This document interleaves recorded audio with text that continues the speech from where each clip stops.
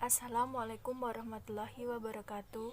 Perkenalkan, nama saya Anissa Ramadina 2111102. Di sini saya akan mempresentasikan tugas dari mata kuliah Ushul Fiqih, yaitu macam-macam dalalah.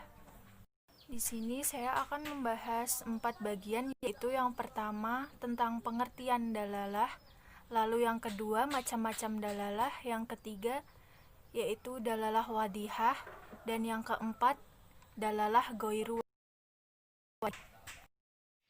Yang pertama, saya akan membahas tentang pengertian dalalah. Dalalah secara bahasa berasal dari bahasa Arab, yaitu dolamatun, adalah bentuk masdar dari dolayat dulu yang berarti menunjukkan, dan kata dalalah sendiri berarti petunjuk atau penunjukan dalalah. Lalu, secara istilah, dalalah adalah penunjukan suatu lafaz nas kepada pengertian yang dapat dipahami. Kemudian dalalah dibagi menjadi dua, yaitu yang pertama dalalah wadihah yang jelas, lalu yang kedua dalalah ghairu wadihah yang tidak jelas. Dalalah wadihah sendiri dikelompokkan lagi menjadi empat macam, yaitu yang pertama zahir, yaitu lafaz yang bisa dipahami maknanya secara langsung atau bukan makna asal, seperti yang ada di contoh, yang memiliki arti, dan jika kamu takut tidak akan dapat berlaku adil terhadap hak-hak perempuan yang yatim, bila mana kamu mengawininya, maka kawinilah wanita-wanita lain yang kamu senangi, 2, 3, atau 4. Kemudian jika kamu takut tidak akan dapat berlaku adil, maka kawinilah seorang saja atau budak-budak yang kamu miliki. Yang demikian itu adalah lebih dekat kepada tidak berbuat aniaya. Jadi secara zahir ayat ini menjelaskan diperbolehkannya untuk berpoligami atau menikah lebih dari satu. Lalu yang kedua yaitu dalalah nas. Dalalah nas yaitu lafaz nas ialah lafaz yang menunjuk kepada suatu makna yang dikehendaki baik oleh lafaz itu sendiri maupun oleh siakul kalam, dan ia masih dapat ditakwilkan, ditafsirkan, dan dinaskan, di mana Rasulullah SAW misalnya di dalam firman Allah Quran surat An-Nisa ayat 12, yaitu Bismillahirrahmanirrahim, min ba'di wasiyatin yusina biha au dain, yang artinya sesudah dipenuhi wasiat yang mereka buat dan sesudah dibayar hutangnya. Kemudian yang ketiga mufasar. Mufasar ialah lafaz yang menunjukkan suatu hukum dengan penunjukan yang tegas dan jelas sehingga tidak bisa ditakwil atau ditaksis.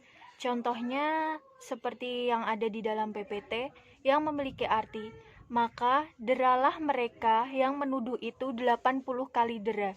Jadi di sini terdapat kata 80 yang tidak bisa diartikan dengan kata lain. Yang keempat, muhkam.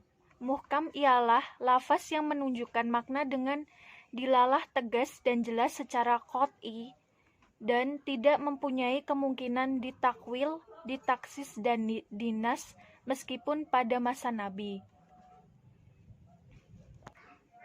Contohnya yaitu Al-Maidah ayat 90. Hai orang-orang yang beriman, sesungguhnya meminum khamr, berjudi, berkorban untuk berhala, mengundi nasib dengan panah adalah termasuk perbuatan setan. Maka jauhilah perbuatan-perbuatan itu agar kamu mendapat keberuntungan. Jadi secara muhkam bahwa jelas meminum khamr, berjudi, dan berkorban untuk berhala, mengundi nasib dengan panah itu adalah perbuatan yang dilarang, dan hal tersebut tidak mungkin dapat ditakwil, ditaksis, dan dinas. Lalu yang kedua, dalalah ghairu wadihah yang tidak jelas.